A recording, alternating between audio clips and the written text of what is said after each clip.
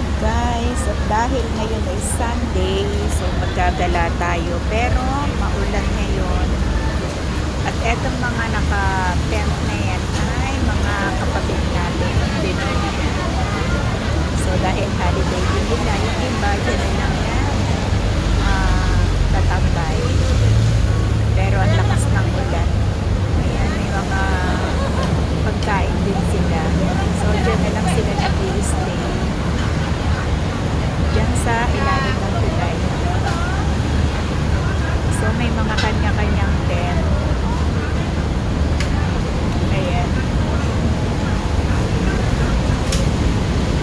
Kaya lang ay ang lakas ng ulan. Ito bago ko lang siya nag-assemble ng tent niya. So kalimitan dyan na lang sila nag-i-stay. Diyan na lang sila nagpapalipas ng holiday nila.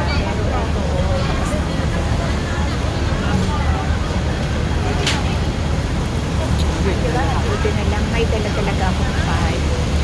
Hindi nawawala yan sa baba. Dahil maulan dito. Arawan.